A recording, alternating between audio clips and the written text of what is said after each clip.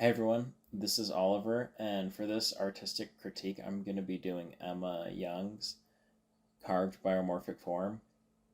So, this biomorphic form is obviously carved out of purple foam. It is, might be a foot across and half a foot high, probably around that for dimensions.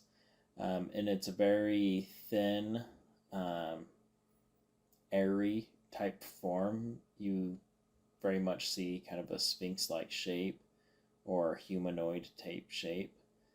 Um, it's for sure abstract, but yet you can tell what it is, and so it's not complete abstract. So it's not so abstract that you can't tell that it's a humanoid type form, but it does have that abstract feel to it. Um, it has big flowy lines to it, and especially um, right as you look at it, you just see one big line that might be like a look like a D or a B laying down, um, and that line, or even like a music note, it almost looks like a bolded music note.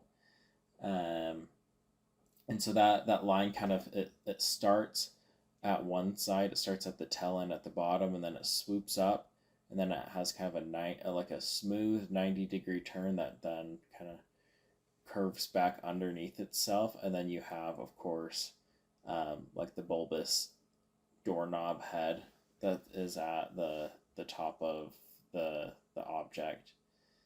Um, you see the texture of the foam itself. It kind of has that rough texture to it, even though you don't see very many imperfections or anything like that. You still kind of see that roughish texture to it.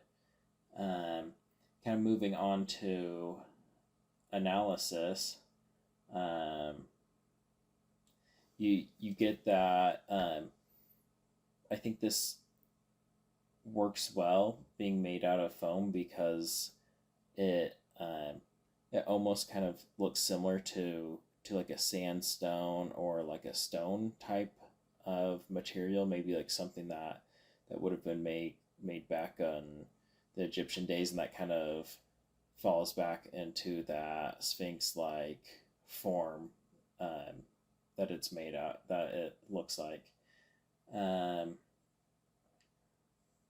and I think that the material made that was made out of this kind of strengthens that relationship.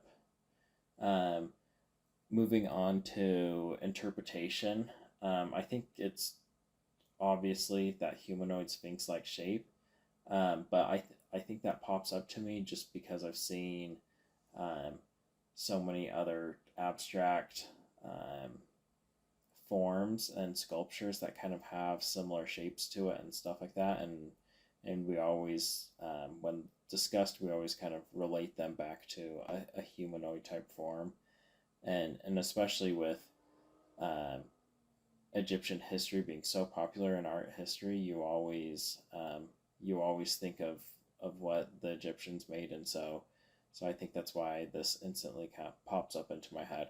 Without those, it might be harder to relate this art piece back to those, even though it does have that form.